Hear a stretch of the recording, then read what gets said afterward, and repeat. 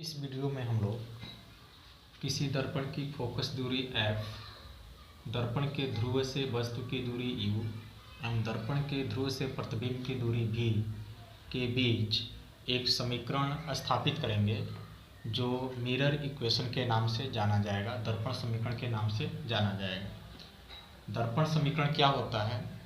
किसी भी दर्पण के लिए उसकी फोकस दूरी f, दर्पण के ध्रुव से वस्तु की दूरी u एवं दर्पण के ध्रुव से प्रतिबिंब की दूरी v में व्यक्त करने वाला जो समीकरण होता है उस समीकरण को हम दर्पण समीकरण कहते हैं। अर्थात वह समीकरण जो किसी दर्पण की फोकस दूरी f, दर्पण के ध्रुव से वस्तु की दूरी u व प्रतिबिंब की दूरी v में संबंध प्रदर्शित करता है, दर्पण समीकरण कहलाता है। चूँकि हम लोग गोलीय दर्पण जो है दो प्रकार के पढ़े हुए हैं, एक अवतल दर्पण और दूसरा उत्तल दर्पण। तो पहले जो है हम लोग अवतल दर्पण के लिए 1/f equal 1/v plus 1/u का निगमन करेंगे। इसमें u क्या है? दर्पण के ध्रुव से वस्तु की दूरी, v दर्पण के ध्रुव से प्रतिबिंब की दूरी और f जो है दर्पण के ध्रुव से दर्पण की फोकस दूरी। तो आइए इसका सबसे पहले जो है हम लोग किरण आरेख बनाएं अवतल दर्पण के लिए। यह एक अवतल दर्पण है।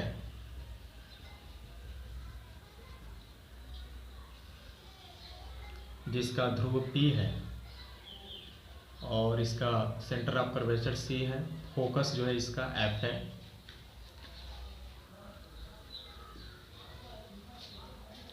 M1 M2 अवतल दर्पण, अवतल दर्पण जिसका यह मुख्य अक्ष CP जो है मुख्य अक्ष। चूँकि इस फार्मूले को जो है आप लोग क्लास 10th में समरूप त्रिभुज के अनुसार जो है प्रूव किए थे, हम उस विधि को यहाँ पर अप्लाई नहीं करेंगे। हम दूसरी विधि के द्वारा जो है हम इस समीकरण को प्रूव करेंगे। इसके लिए हम मान लेते हैं, माना अवतल दर्पण के मुख्य अक्ष, अवतल दर्पण के मुख्य अक्ष के किसी बिंदु पर कोई बिंदु वस्तु रखी हुई है। मान लीजिए यहाँ पर जो है कोई बिंदु वस्तु है, पॉइंट ऑब्जेक्ट, यह आपका क्या है? एक पॉइंट ऑब्जेक्ट है। तब इस पॉइंट ऑब्जेक्ट से हम इसका इमेज बनाने के लिए कोई भी दो रे लेंगे, कोई भी दो प्रकाश की किरण हम खींचेंगे और परावर्तन के फलस्वरूप जो है हम लोग इसका इमेज बनाएंगे। तो यहाँ से मान लीजिए यह एक पहली किरण है जो मुख्य अक्ष के अनुदिश जो है चल रही है, यहाँ ध्रुव पर आपतित हो रही है। तो परावर्तन के अनुसार जो है आप लोगों को बताया गया है कि चूँकि यह किरण जो है दर्पण पर विलंबवत पड़ती है, इसलिए जो है यहाँ से यह परावर्तित हो जाएगी, इसी के अकॉर्डिंग यहाँ से परावर्तित हो जाएगी। दूसरी किरण जो हम लेंगे वो यहाँ से लेंगे, जो दर्पण का एक आपतन बिंदु A होगा उस पर जो है यह आपतित होगा। तो यहाँ से एक हमने प्रकाश की किरण लिया, आप लोग सीधा बनाओगे, स्लिप कर जा रहा है। हाँ, आपतन बिंदु A है, जिसको हम लोग बोलेंगे आपतित किरण,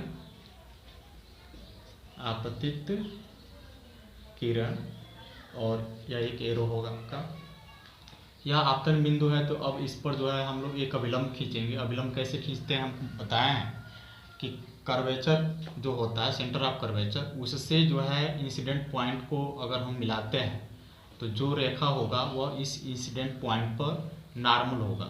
तो यहाँ से हमने एक अभिलंब ऐसे ड्रा कर लिया, ठीक है। इसको हम लोग बोलेंगे अभिलंब, अभिलंब, ठीक है। और यह आपतित किरण है। तो मान लीजिए आपतित किरण OA इस अभिलंब के साथ जो है थीटा कोण बनाती है। तब परावर्तन के नियम के अनुसार यहाँ से परावर्तन होगा और परावर्तन के फलस्वरूप जो है यह आपतित किरण इस तरह से जो है परावर्तित होकर लौट जाएगी। मतलब जो एंगल यहाँ बन रहा है थीटा, उसी के अनुसार जो यहाँ से इसका क्या हो जाएगा? परावर्तन हो जाएगा। हम ये देख रहे हैं कि यह भी एक परावर्तित किरण है और यह भी एक परावर्तित किरण है। दोनों परावर्तित किरणें मुख्य अक्ष के बिंदु I पर जो है मिल रही हैं। अतः बिंदु I जो है बिंदु वस्तु O का एक क्या है? वास्तविक प्रतिबिंब है। यह क्या है? वास्तविक प्रतिबिंब है। क्यों वास्तविक प्रतिबिंब है? क्योंकि परावर्तित किरण यहाँ वास्तव में मिल रही हैं। इसलिए यह वास्तविक प्रतिबिंब है।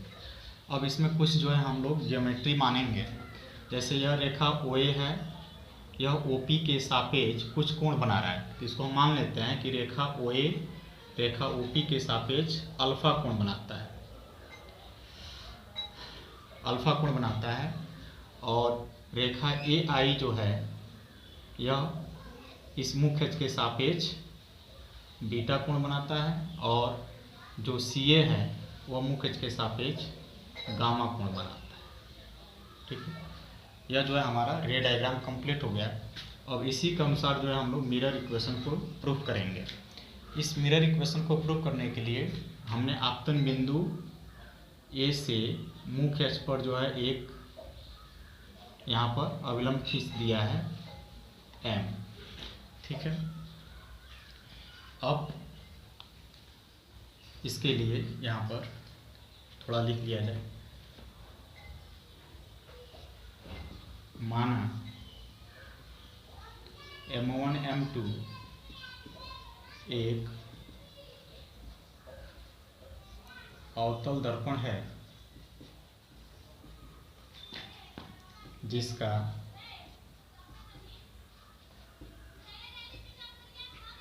ध्रुव P वक्रता केंद्र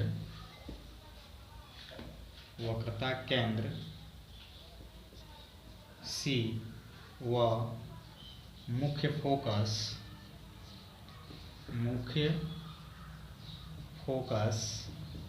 F है। दर्पण के मुख्य अक्ष पर एक बिंदु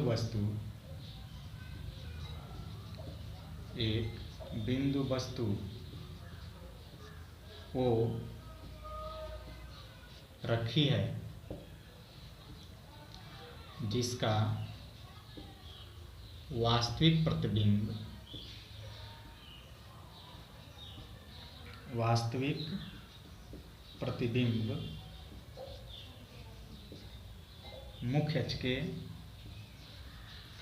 मुख्य अक्ष के बिंदु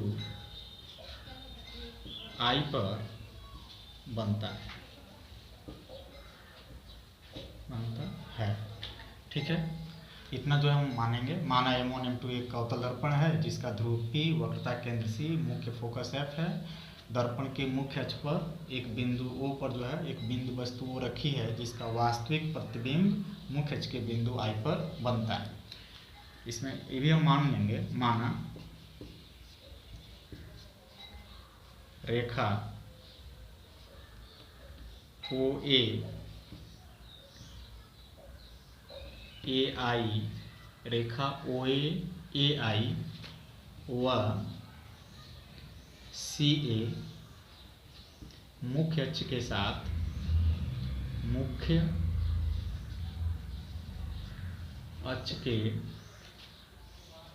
साथ क्रमशः अल्फा बीटा व गामा कोण अंतरित करती है। ठीक है, ऐसा हम मानेंगे। तथा आपतन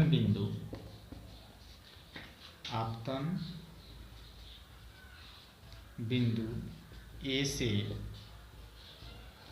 मुख्य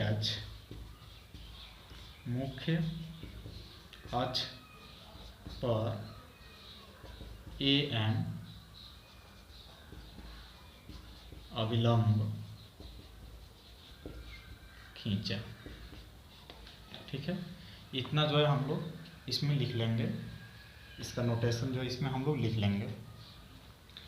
अब इसमें जो है कुछ त्रिभुज बनेंगे और उस त्रिभुज में कुछ बहिष्कोण होंगे। उन बहिष्कोण के द्वारा जो है हम लोग इस मिरर इक्वेशन को प्रूव करेंगे। तो आइए जानते हैं किसी त्रिभुज में बहिष्कोण क्या होता है। आप लोग क्लास 10th में जो है इसको पढ़े हो।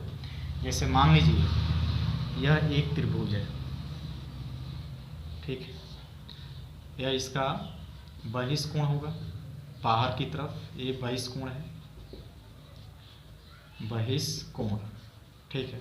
तो बहिष्कोण जो होता है इससे समदूरस्थ शेष जो दो अंतःकोण होते हैं उनके योगफल के बराबर होता है। यह थ्योरम है कि बहिष्कोण यह होगा तो इसके समदूरस्थ अंतःकोण, इस त्रिभुज में अंतःकोण, इस कोण को छोड़ करके यहाँ इससे समदूरस्थ जो दो अंतःकोण होंगे उनके योगफल के क्या होता है, बराबर होता है। θ1 प्लस θ2 इसके योगफल के बराबर होता है। यह कंसेप्ट जो है हम इस पूरे इक्वेशन में अप्लाई करेंगे। आइए इसका डेरिवेशन किया जाए। समकोण यहाँ पे त्रिभुज OAC, चूंकि त्रिभुज OAC का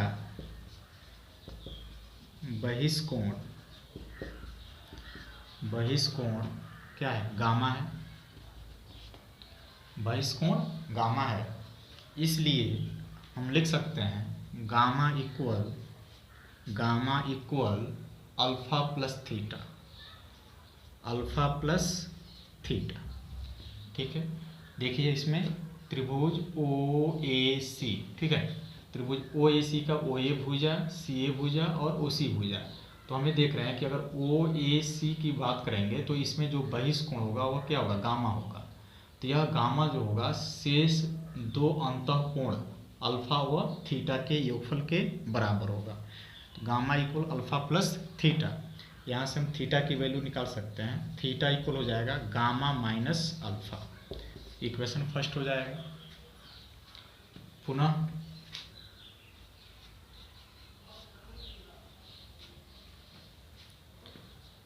बड़े वाले त्रिभुज यहाँ पे देखिए OAI, त्रिभुज OAI का बहिष्कोण क्या है, OAI का बहिष्कोण बीटा है।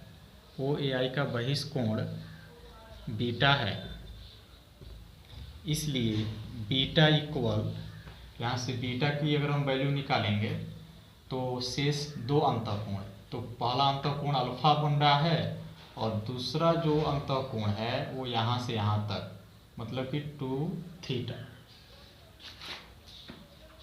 तो हो जाएगा beta equal alpha plus 2θ, equation number 2।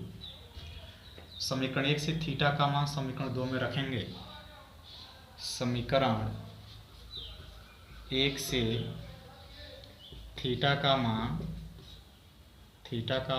समीकरण 2 में रखने पर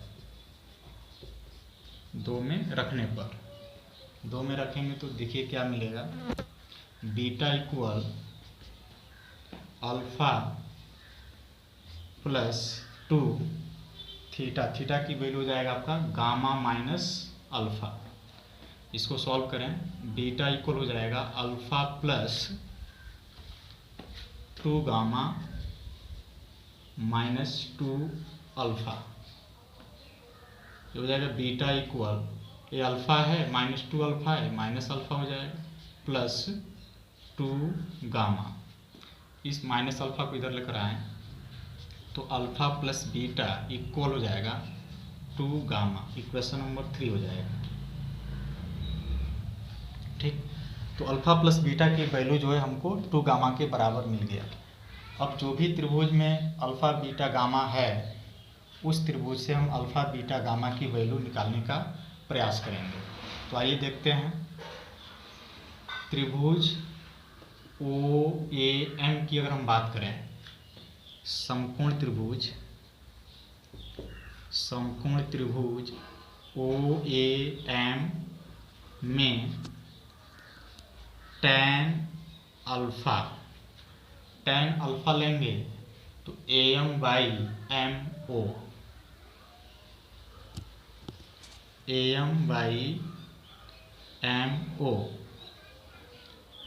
इसी प्रकार इसी प्रकार समकोण त्रिभुज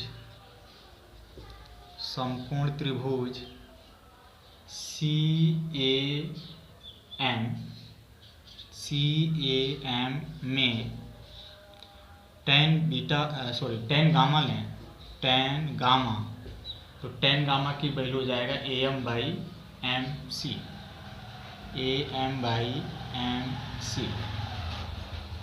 पुनः समकोण त्रिभुज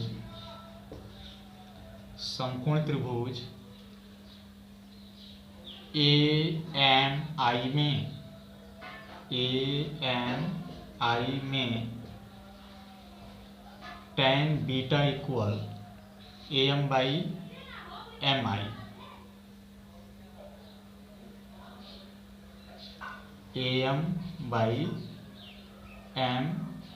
हो जाएगा। ठीक है। दिए गए चित्र में मान लिया जाए कि वस्तु की जो दूरी है, ध्रुव से वस्तु की दूरी u है और ध्रुव से प्रतिबिंब की दूरी जो है v है। इसको हम साइन कन्वेंशन के अनुसार जो है चिन्ह सहित रखेंगे। और ध्रुव से वक्रता केंद्र तक की दूरी अर्थात वक्रता त्रिज्या जो है क्या है, इसका r है। इसमें एक कंडीशन हम अप्लाई करेंगे कि यदि यह दर्पण बहुत छोटा दर्पण हो, तो उस स्थिति में जो है बिंदु A ध्रुव P के अति समीप होगा, तो लगभग जो है OA लाइन OP लाइन के अप्रॉक्सीमेटली इक्वल होंगी। इस कंडीशन में अल्फा, बीटा, गामा बहुत छोटे होंगे। तो जब बहुत छोटा होगा तो इसको हम ऐसे लिखेंगे, यहाँ से मिटा रहे हैं,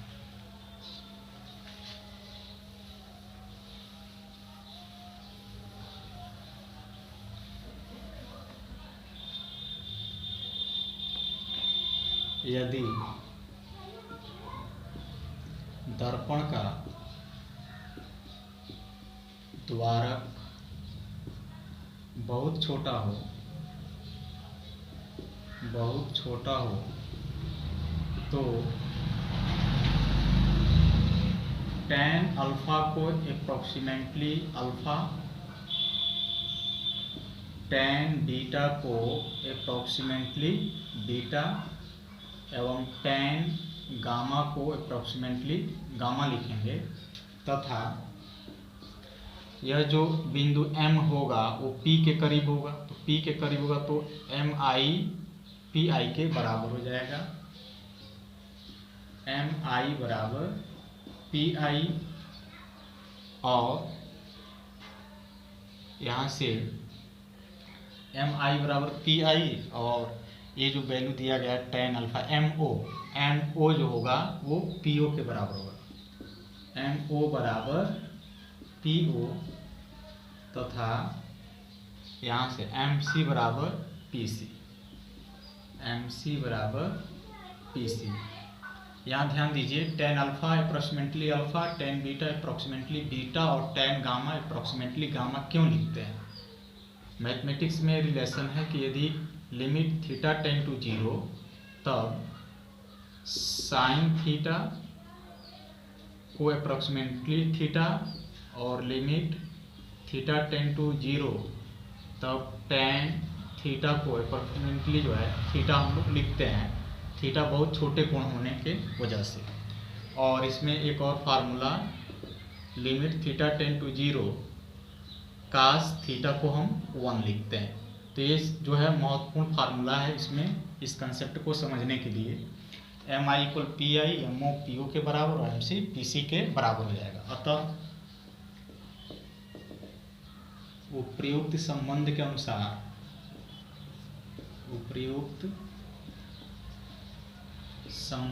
अनुसार यहाँ देखिए tan अल्फा को AM/MO लिखा गया है, तो इसको हम लिखेंगे अल्फा इक्वल AM और यह MO की जो लंबाई है, MO की लंबाई वो PO की लंबाई के बराबर हो।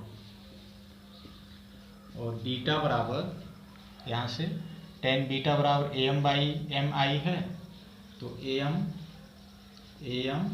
अपान एम आई को जो है हम पी आई के बराबर लिखेंगे। जब पी आई हो जाएगा एवं गामा जो होगा आपका, गामा कहाँ है, गामा की जो वैल्यू है वो यहाँ पे ए एम बाई जो एम सी है, एम और सी का डिस्टेंस वो पी सी के बराबर हो जाएगा, तो यहाँ से पी सी हो जाएगा।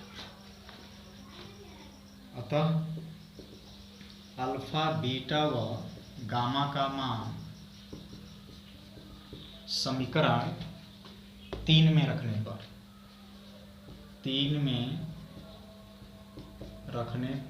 समीकरण 3 में रखेंगे तो देखिए क्या मिलेगा। अल्फा प्लस बीटा, अल्फा की वैल्यू क्या है A M by P O, plus beta की वैल्यू है A M by P I equal 2 gamma, तो 2 और गामा के प्लेस पे हो जाएगा A M by P C. यहाँ देखिए प्रत्येक टर्म में जो है ए एम आ रहा है, इसलिए जो है हम ए एम को कैंसिल कर सकते हैं।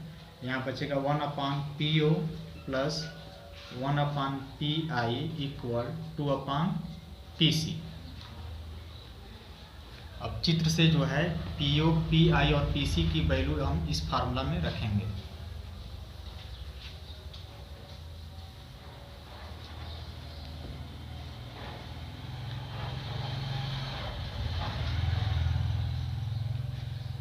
चूँकि PO बराबर माइनस यू, PI बराबर माइनस भी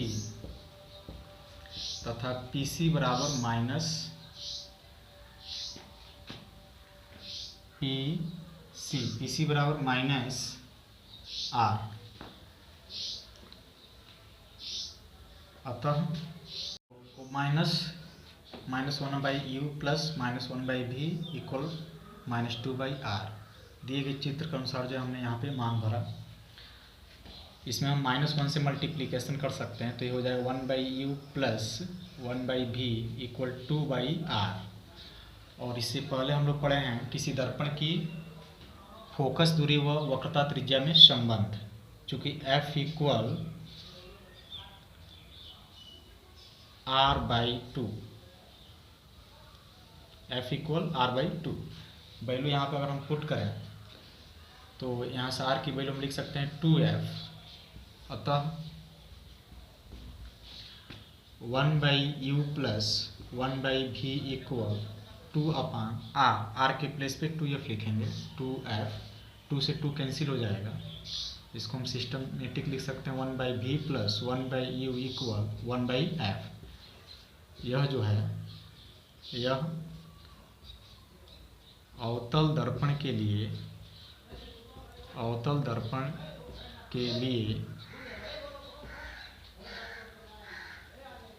u, v व f का संबंध समीकरण है।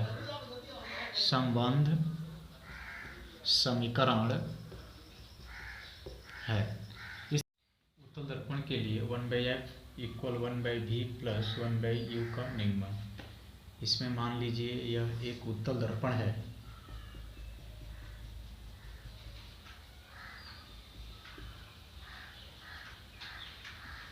जिसका ध्रुव P है, वक्रता केंद्र जो है C है और इसका फोकस F। इस उत्तल दर्पण के मुख्य अक्ष के किसी भी बिंदु O पर यहाँ पर कोई एक वस्तु रखी हुई है। यहाँ पर जो है हम एक वस्तु को मानेंगे बिंदु वस्तु O। इससे हम एक प्रकाश की किरण लेंगे जो इस दर्पण पर अभिलंबत पड़ेगी, यहाँ से परावर्तित होकर अपने ही मार्ग पर वापस लौट जाएगी, ऐसे जो है वापस लौट जाएगी। और कोई दूसरा हम आपतन बिंदु यहाँ पे हम चूज कर लेते हैं A। बिंदुओं से एक दूसरी किरण जो है हम A पर डालेंगे। यह एक आपतित किरण है। यहाँ पर नॉर्मल अगर हमको खींचना हो तो ये C है, इससे एक नॉर्मल हम खींच सकते हैं। ऐसे जो है आप लोग एक नॉर्मल खींचोगे, यह एक अभिलंब हो गया। अभिलंब, यह आपतित किरण OA मान लीजिए इस अभिलंब के साथ थीटा कोण बना रही है, तब परावर्तन के अनुसार जो है यहाँ से परावर्तित होकर ऐसे लौट जाएगी, अविलंब के सापेक्ष थीटा एंगल बनाते हुए लौट जाएगी, ऐसे लौट जाएगी। ये एंगल कितना होगा? थीटा होगा। ठीक। अब यहाँ से अगर हम देखेंगे तो यह प्रकाश की किरण मुख्य अक्ष के किसी बिंदु से आती हुई प्रतीत होगी। इसको हम बैकट्रैक पीछे की तरफ यहाँ पर बढ़ाएंगे। जो बिंदु आई से आती हुई प्रतीत हो रही है, इसलिए आई बिंदु वस्तु O का क्या है? आभासी प्रतिबिंब है। यह आभासी प्रतिबिंब है। ठीक है। माना ध्रुव से वस्तु की जो दूरी है वह U है। साइन कन्वेंशन के अनुसार नेगेटिव साइन होगा, क्योंकि यह दूरी आपतित किरण की विपरीत दिशा में मापी जा रही है। और ध्रुव से प्रतिबिंब की जो दूरी है वो V होगा आपका प्लस V, और इसका जो फोकस होगा पॉजिटिव होगा। वक्रता त्रिज्या यहाँ से हम ले सकते हैं +r। ठीक है। तो यह जो इसका रे डायग्राम है, इसमें हम मान सकते हैं, माना रेखा OA मुख्य अक्ष के सापेक्ष अल्फा कोण अंतरित करती है, और यह रेखा AI जो है मुख्य अक्ष के साथ बीटा कोण अंतरित करती है। ठीक है। अविलंब CA जो है मुख्य अक्ष के साथ गामा कोण अंतरित करता है। अगर यह थीटा एंगल है, ये वाला एंगल थीटा है, तो यह भी क्या होगा आपका? थीटा होगा। शीर्षाभिमुख कोण होने के कारण यह एंगल थीटा है, तो ये भी थीटा हो जाएगा। अब इसके अनुसार जो है दिए गए चित्र के अनुसार जो है यहाँ से हम एक इस पर नॉर्मल भी ड्रा कर सकते हैं। यहाँ पर M बिंदु A से मुख्य अक्ष पर जो है एक लंब हमने खींचा, AM जो है एक लंब खींचा। डेरिवेशन में हम लिख सकते हैं यहाँ पे त्रिभुज OA, यहाँ से देखिए त्रिभुज OAI त्रिभुज OAI का बहिष्कोण क्या है? 2 थीटा है। कैसे? इधर देखिए, यह एक त्रिभुज है। इसमें अगर हम एक पूरा एंगल लेते हैं तो पूरा एंगल कितना हो जाएगा आपका? 2 थीटा हो जाएगा। बहिष्कोण 2 थीटा है, अतः 2 थीटा बराबर alpha plus beta. Equation first हो जाएगा। पुनः त्रिभुज AIC को देखिए, AIC त्रिभुज AIC का बहिष्कोण बीटा है, इसलिए हम यहाँ लिख सकते हैं beta equal theta plus gamma. Beta equal theta plus gamma. यहाँ से हम थीटा की वैल्यू निकालेंगे तो बीटा माइनस हो जाएगा gamma. Theta equal beta minus gamma, equation second हो जाएगा। समीकरण 2 से थीटा का मान समीकरण 1 में रखें। समीकरण 2 से थीटा का मान समीकरण 1 में रखने पर ये हो जाएगा आपका 2 ब्रैकेट में beta minus gamma equal alpha plus beta. ये हो जाएगा आपका 2 बीटा माइनस 2 गामा, अंदर मल्टीप्लाई होगा अल्फा प्लस बीटा। बीटा को इधर पंचांतर किया जाए, 2 beta minus beta alpha plus 2 gamma. ये हो जाएगा आपका beta equal alpha plus 2 gamma. Beta equal alpha plus 2 gamma, या beta minus alpha equal 2 gamma. Beta minus alpha equal 2 gamma, equation number हो जाएगा 3। अब वैल्यू हम निकालेंगे अल्फा बीटा गामा का। तो यहाँ से हम देख रहे हैं समकोण त्रिभुज OAM में tan अल्फा जो अप्रोक्सीमेटली अल्फा के बराबर होगा छोटे से द्वारक के लिए, इक्वल हो जाएगा लंब बटे आधार लंब हो जाएगा AM और आधार MO होगा, जो अप्रोक्सीमेटली जो है PO के बराबर होगा। तो PO हो गया। समकोण त्रिभुज AMI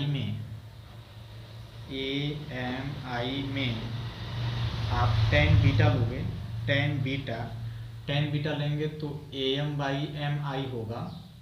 अगर दर्पण का द्वारक छोटा होगा तो बीटा छोटा होगा, और इस स्थिति में जो है M P के समीप होगा, तब हम जो है AM को यहाँ पे मान सकते हैं, अर्थात MI की लंबाई PM की लंबाई के या PI की लंबाई के बराबर होगी।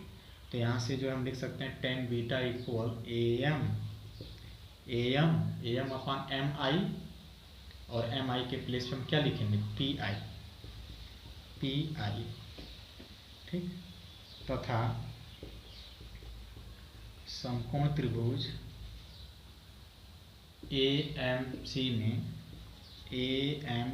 में tan गामा, अप्रोक्सीमेटली गामा होगा लंब बटे आधार, मतलब कि AM/MC द्वारक छोटा होने के कारण MC की लंबाई PC की लंबाई के बराबर होगा। तो यह हो जाएगा आपका AM/PC। अल्फा बीटा व गामा का मान समीकरण 3 में रखने पर, अल्फा बीटा व गामा का मान समीकरण 3 में रखने पर ये हो जाएगा बीटा माइनस अल्फा। बीटा की वैल्यू जो है AM/PI माइनस अल्फा की value AM/PO equal to gamma की वैल्यू AM/PC। हर एक पद में AM है, इसको हम कैंसिल कर सकते हैं कॉमन लेकर के। हमको प्राप्त हो जाएगा 1/PI माइनस 1/PO 2/PC। चित्र के अनुसार PI, PO और PC की वैल्यू हम रखेंगे, इधर मिटा दे रहे हैं।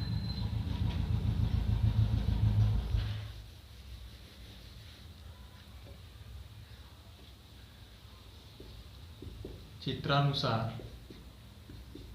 PO बराबर -U, यहाँ से ध्रुव से वस्तु तक की दूरी, PI बराबर +V तथा PC बराबर +R।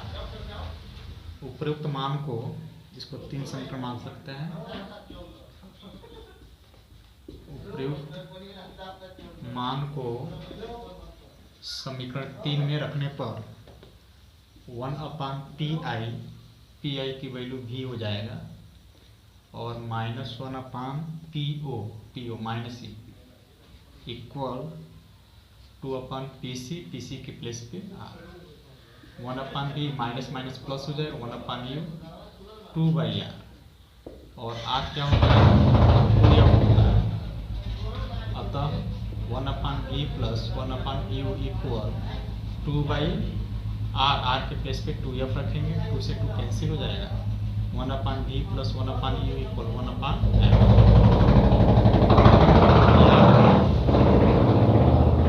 तब दर्पण के